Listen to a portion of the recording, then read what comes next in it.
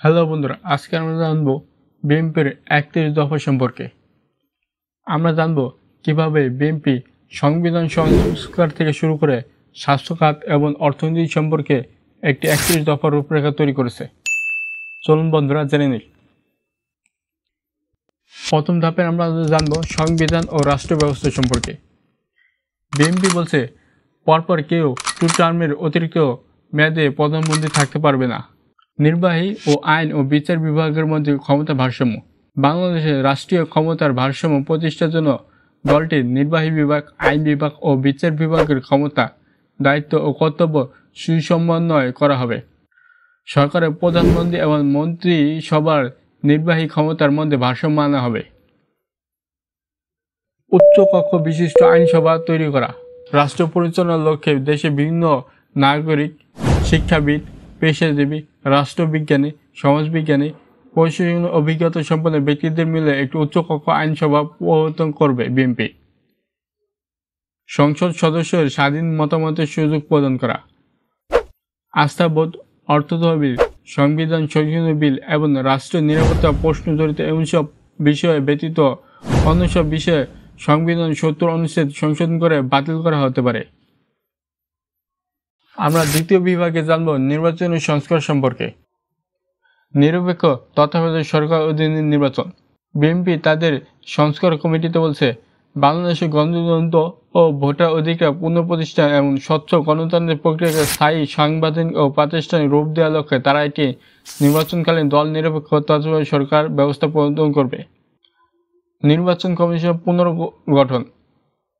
রাজনৈতিক দলগুলোর মতামত এবং বিশিষ্টজনের অভিমতের ভিত্তিতে স্বাধীন, দক্ষ, নিরপেক্ষ ও গ্রহণযোগ্য দৃঢ়চিত্ত ব্যক্তিদের সমন্বয়ে একটি কার্যকর নির্বাচন নিয়োগ কমিটি গঠন করার লক্ষ্যে বর্তমানে প্রধান নির্বাচন কমিশন এবং অন্যান্য নির্বাচন কমিশনের আইন ২০২২ সংশোধন করা হবে। ৩. বিচার বিভাগ ও প্রশাসনিক সংস্কার। বিএনপি তাদের ৩১ দফায় বলছে, তারা বিচার বিভাগকে সম্পূর্ণ স্বতন্ত্র করবে। মাসদার হোসেনের মামলা রায়ের আলোকে বিচার বিভাগ কার্যকর, স্বাধীন, নিশ্চিত করা হবে। বিচার বিভাগের জন্য সুপ্রিম কোর্টের নিয়ন্ত্রণে একটি পৃথক সচিবালয় থাকবে। স্থানীয় সরকার শক্তিশালীকরণ।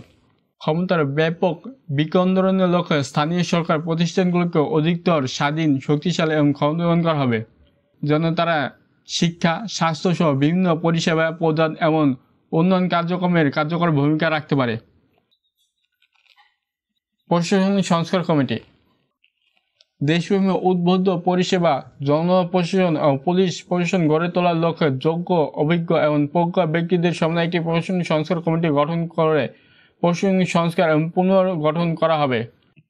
৪র্থ, অর্থনৈতিক ও সামাজিক ন্যায় বিচার। বিএনপি তাদের রূপরেখায় অর্থনৈতিক ন্যায় বিচার নিশ্চিত করার লক্ষ্যে বিশেষজ্ঞ অর্থনীতিবিদ, গবেষক, অভিজ্ঞ ব্যাংকার, কর্পোরেট নেতা, প্রশাসনিক অভিজ্ঞতা সম্পন্ন ব্যক্তি এবং সমন্বয়ে একটি অর্থনৈতিক সংস্কার কমিটি গঠন করবে। শ্রমিকদের ন্যায্য মজুরি। মূল্যস্ফীতির আলোকে শ্রমিকদের ন্যায্য মজুরি নিশ্চিত করা হবে। শিশুশ্রম বন্ধ করা হবে। তাদের জীবন বিকাশের উপযোগী পরিবেশ এবং ব্যবস্থা নিশ্চিত করা হবে। নিরাপদ কর্মপরিবেশ এবং গণতান্ত্রিক ট্রেড ইউনিয়ন অধিকার নিশ্চিত করা হবে। পাটকল, বস্ত্রকল, চিনিকল সহ বন্ধ শিল্প কারখানা পুনরায় চালুর উদ্যোগ নেওয়া হবে। প্রবাসী শ্রমিকদের জীবন মর্যাদা এবং কর্ম নিরাপত্তা এবং দেশের বিমানবন্দর সহ সকল ক্ষেত্রে হয়রানিমুক্ত সেবা প্রাপ্তি এবং ভোটার অধিকার নিশ্চিত করার ব্যবস্থা করা হবে। চা বাগান, বস্তি, চরাঞ্চল, হাওর বাওর এবং উপকূলীয় অঞ্চলে বৈষম্য দূরকরণের জন্য বিভিন্ন কর্মপরিকল্পনা গ্রহণ করা হবে। বিদ্যুৎ, জ্বালানি ও খনিজ খাতে দায়মুক্তি আইন সহ বিভিন্ন কালো আইন বাতিল করা হবে। ৫ম, শিক্ষা ও স্বাস্থ্য খাত। বিএনপি তাদের রূপরেখায় শিক্ষা খাতের জন্য জিডিপির ৫% বরাদ্দ করার কথা বলছে।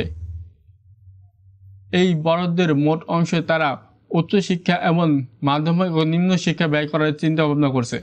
তারা গবেষণাকে বিভিন্নভাবে গুরুত্ব প্রদান করবে। শিক্ষা, শিল্প, বিজ্ঞান, প্রযুক্তি, উৎপাদন খাতে গবেষণা ও উন্নয়ন সর্বোচ্চ গুরুত্ব দেওয়া হবে। বিএনপি সবার জন্য স্বাস্থ্য কার্ড ব্যবস্থা চালু করতে চায়। স্বাস্থ্যকে সম্পদ হিসেবে বিবেচনা করে সবার জন্য স্বাস্থ্য এবং বিনা চিকিৎসায় কোনো মৃত্যু নয়, এই নীতিতে ভিত্তিতে যুক্তরাষ্ট্রীয় আদালতে তারা একটি স্বাস্থ্য সেবা গ্রহণ করতে চাচ্ছে।